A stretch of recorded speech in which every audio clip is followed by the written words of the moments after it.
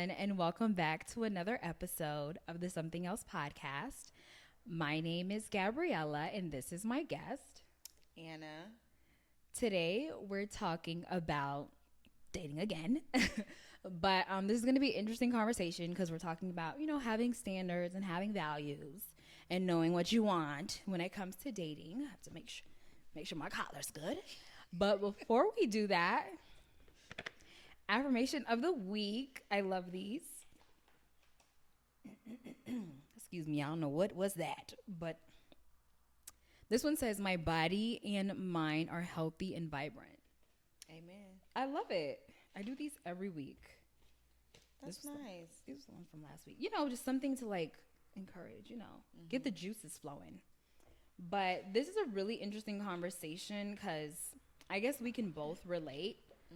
I think everyone can relate to kind of going into dating. Some people are not sure what they want or how they want to kind of navigate the dating field. Right. But we all know how important having standards and values are when it comes to dating. Right. I can say personally for myself, sometimes I'm just wow. Boy. For real, when you have Dating is ghetto. it really is Very ghetto. If you have certain values and standards and you go into the dating pool prepared to be alone for a while. I feel like if you don't know what you want, if you don't know what you like, don't date. I feel that. Because then you allow other people to define what you like. And then when you get hurt, you can't blame the person. You can't. Because you didn't know what you wanted. You didn't have a standard or a preference or anything. At all. No, I feel that. Because some people, they go into it blindly and they're okay, oh, I like this person. They're good looking. That is not enough. It's not.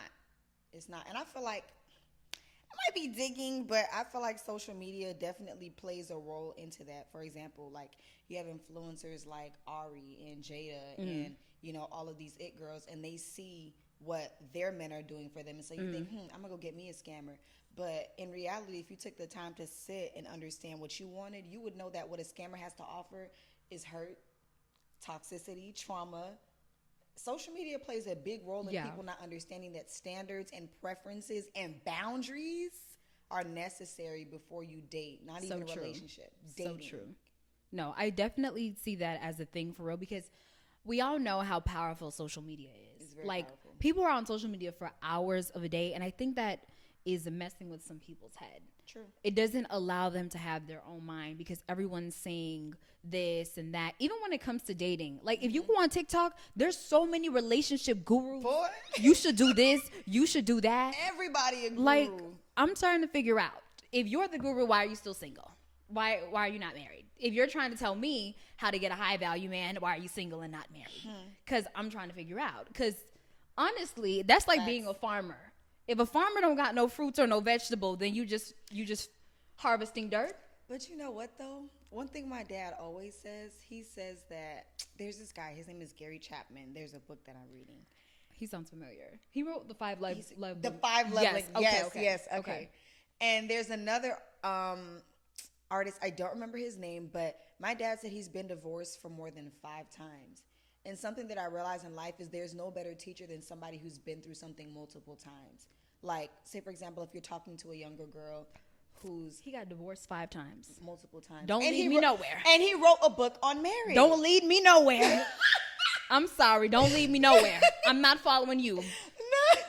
But something that I realize is when you look at a woman who's been battered down and abused, there's no better person to speak to women that are in relationships or in relationships that are abusive than somebody who's been through that. Yeah. Because they can teach you how to get out of it. True. So I feel like there should be a balance. I'm not listening to every preacher. I'm not listening to every teacher. Facts. Because what you listen to, you allow it to feed into you. You are what you eat. Facts. But I do believe that in listening to people who have experienced stuff, people who have experienced divorce, people who have experienced certain things, because it allows me to understand I don't want to be in that position. So I can take their mistakes and apply it to me and understand what I shouldn't do to get their results, if that makes sense. No, it makes perfect sense.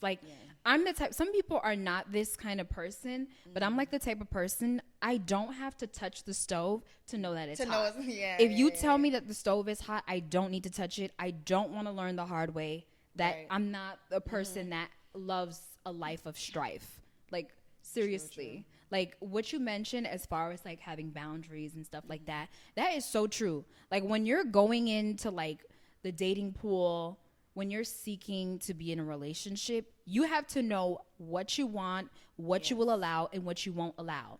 If you're a person that does not like when people lie to you, don't let one little white lie run past you because, oh my God, I love this guy. It only gets worse and worse and worse. Yeah. It's like a snowball. Like, and that's hard for people to do because sometimes people are like, oh, I have these kind of standards. I have these kind of values. I'm not going to do this with him, or I'm not going to allow her to do this to me, blah, blah, blah. And then when they meet the person, all that goes out the window. True.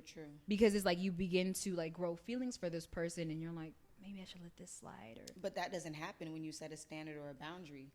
If you set them in stone properly, if you set the foundation properly, the Bible says it. I'm a Christian, so I'm going to talk about Let's the Bible. get into it. But the Bible says to lead a child in the way of the Lord, and they will not depart from that way. So if you teach yourself and you train yourself and you allow God to lead you in your relationship or heading towards a relationship, there's no way that, oh my God, I like him. No. Yeah.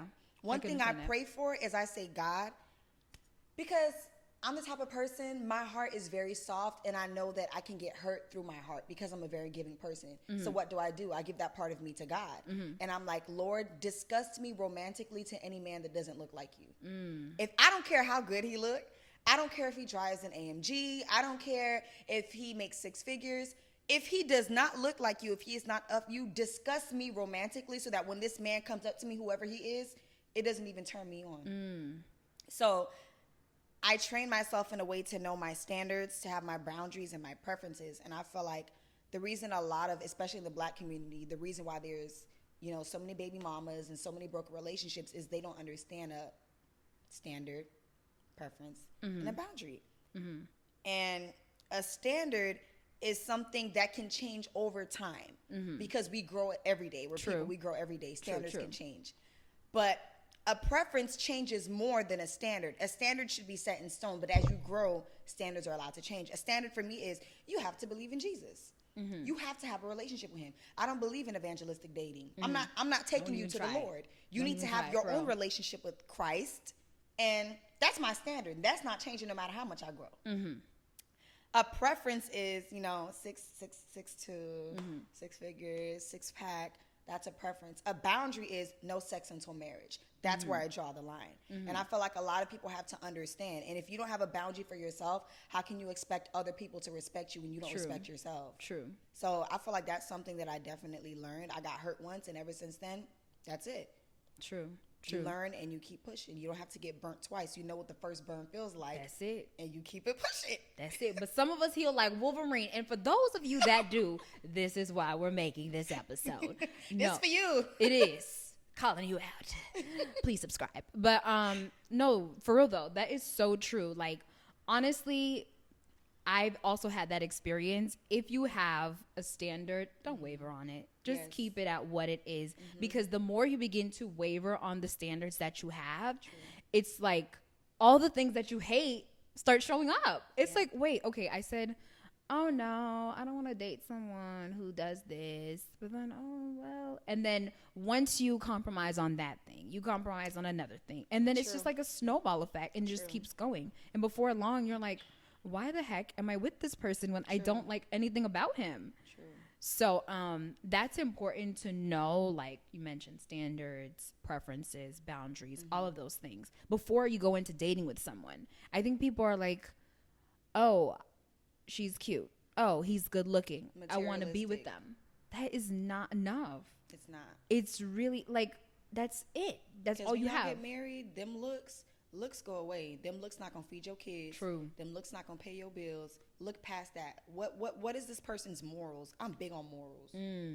I'm big on respect. If you're nasty to the waiter, this ain't gonna work. Because you don't have no self-respect. If you don't have respect for the littlest of peoples, it's not gonna work. That's so crazy. Like, morals is the big thing. Like, there are so many unscrupulous individuals. Like, it's bad these days. Like, Honestly, and then I tell people, even I was talking to my youth pastor the other day. She's probably watching this. Shout out to you. But I was talking to her the other day, and she said her and her husband have been married for 25 years, 25 plus years. And I'm like, wow, that is crazy. And I always tell her, I'm like, it's so much easier back then than it was today. Like, of course, there's not like social media. There's not so many influences and stuff like that. God, I forgot where I was going with this point. But I really forgot where I was going with this point. Yeah, knowing what you want, like you said, the looks, that all fades. Like, it has to be deeper than just what's on the surface. You have to actually like decide, like, hey, is this someone that I can manage finances with? That's a big thing. I feel like another thing that people don't talk about. Listen, my parents have been married for 25 plus years as well. So I was able to first-hand experience what Black love, Black excellence, and a Black marriage that it's founded on the Word of God looks like, which is why I'm so tight on my boundaries, my standards, and my preferences and everything. And something that I've realized is that marriage is not, love is not enough to make a marriage last. It's not. It's not enough. It's not. Because I feel like before people get into marriage, they don't ask the key questions. We look good together on social media, this, and that. But how many kids do you want? A typical question to ask on a first date. How many kids do you want? Oh, I want 3 kids. Can we cut it down to 2? Because I don't want to mess up my body too much. Okay, cool, 2. But what about if we can't have kids? What about if we get into this marriage and we've been married for 6 years and we're fruitless and my womb has not produced any type of child? How do we get through that? People don't talk about that. Yeah, that's true. People say in the marriage vows through better and through worse, but they never talk about the worst before dating. One thing that I believe I told you this before. I was talking to this guy and we were basically, talking normal over dinner, and then the question of sex came up. And, I explained to him that I'm holding myself to marriage. That's what I want to do, and that's unwavering. That's not changing.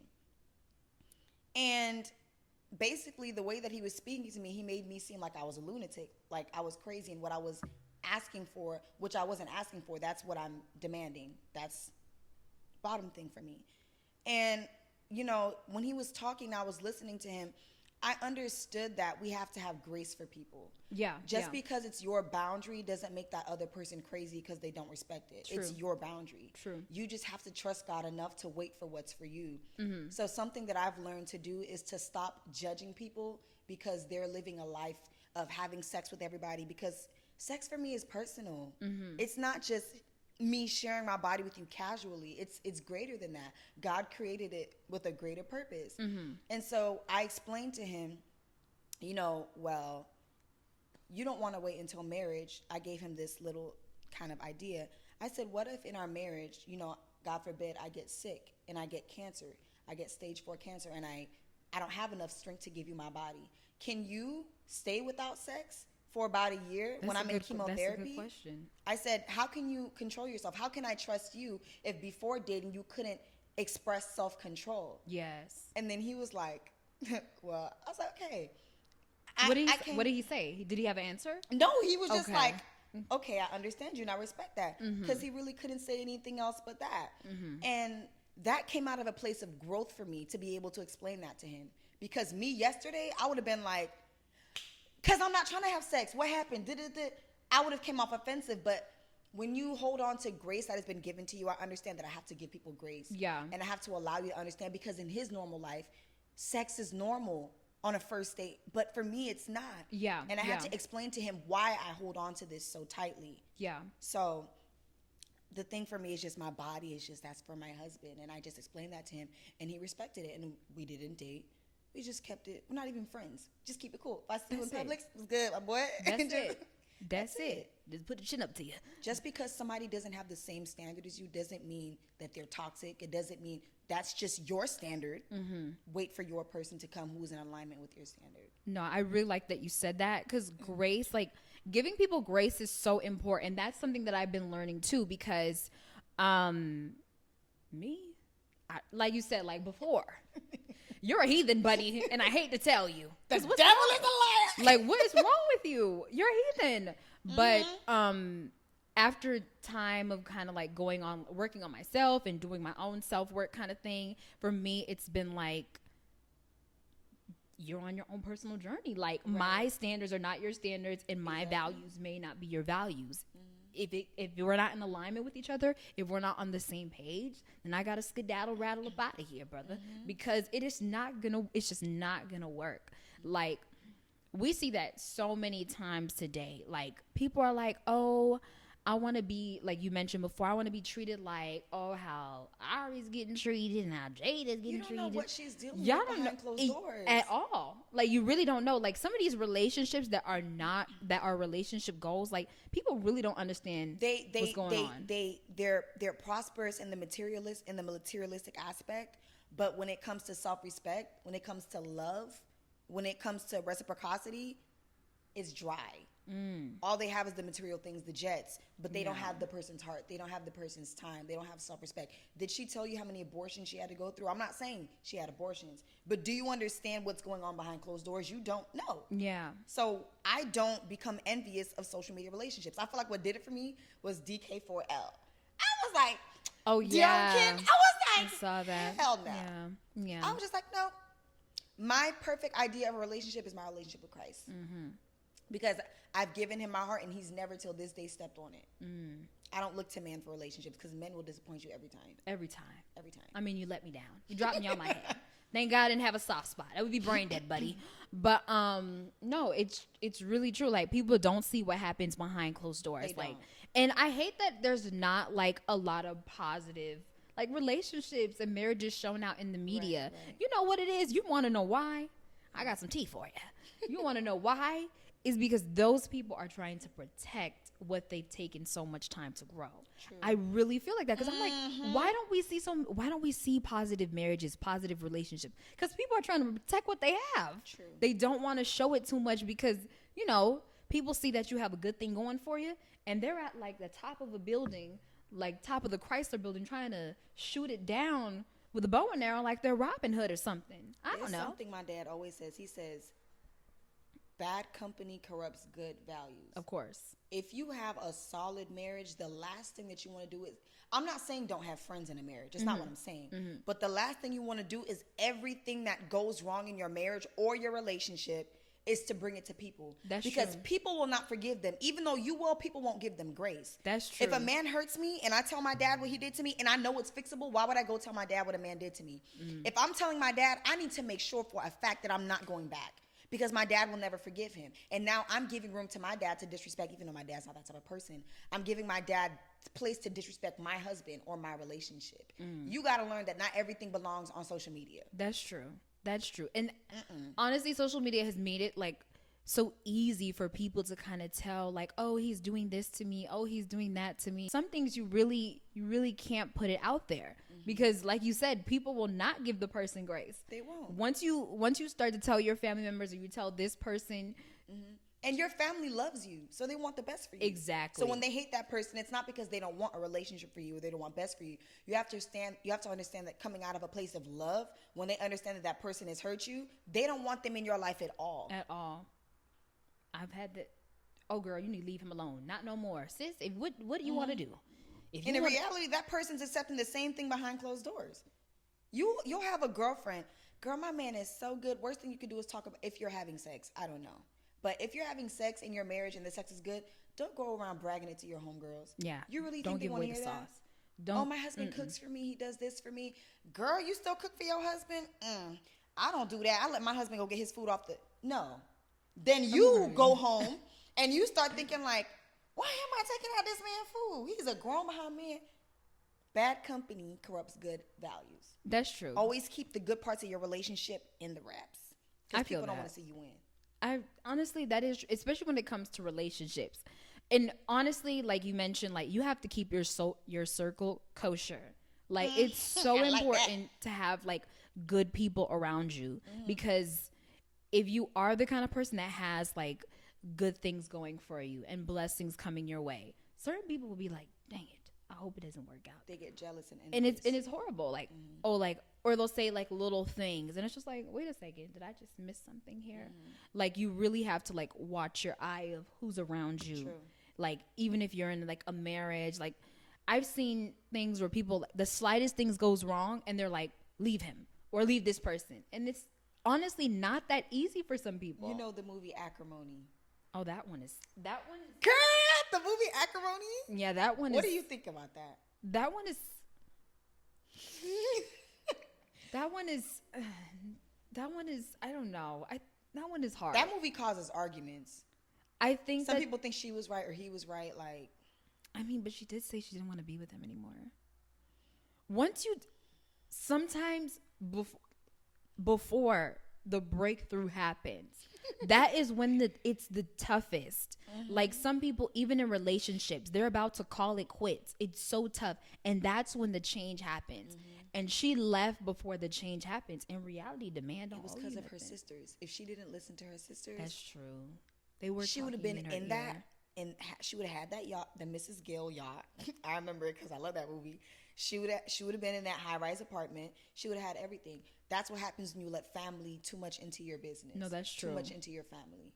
That's true. He already found somebody else after he got the deal. So it's just like, and she went crazy. That would drive you crazy. That's what happens when you let family too much into your relationship. She was like watching her. Like, I think I remember one day she was like sitting on a mattress in a room, just watching her on like some type of surveillance. It was deep. It was really deep. Real life stuff.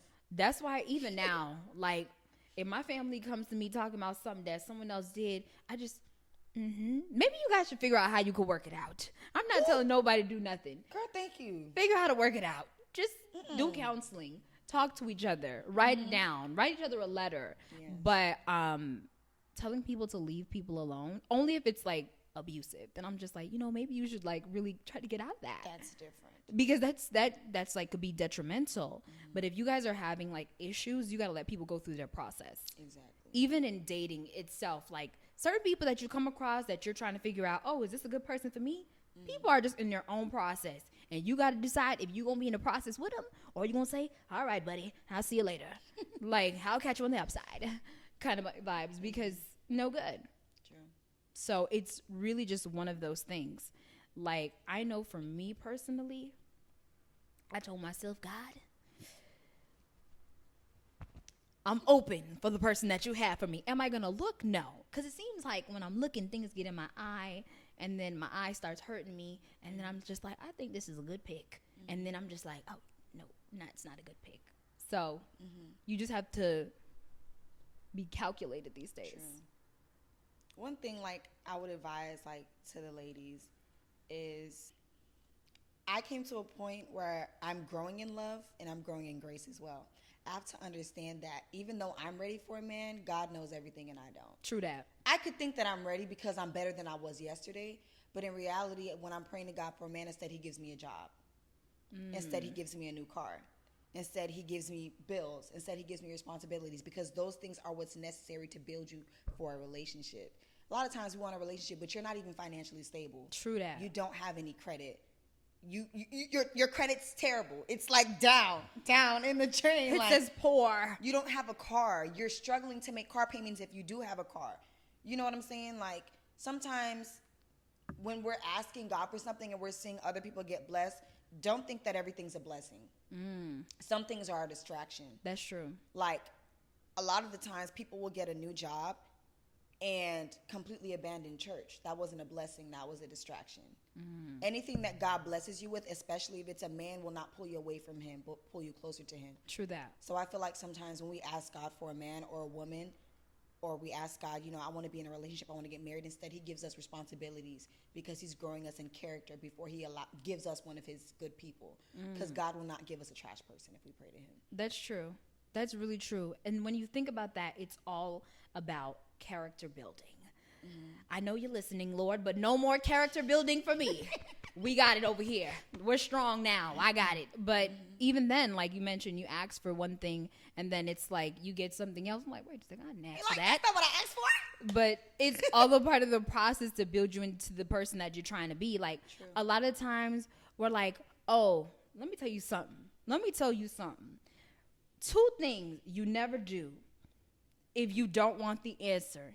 Don't say, God, is this the person to be in my life? Is this the person you have for me? because before the ending of the business day, you will have your answer. Or, please make me more patient. Please, if you say, please make me more patient, oh, okay. You see how long you're going to be in that season to kind of refine your character and, get you to be better. You got to be intentional on your prayers because God listens. True. I remember I was making a prayer to God. I said, God, remove anything out of my life that does not look like you. If it does not come from you, sound like you, look like you, walk like you, talk like you, remove it out of my life. And there was something that I valued so much in my life out of nowhere. I was working in this shop. I do makeup. And, problems occurred and I had to leave the shop.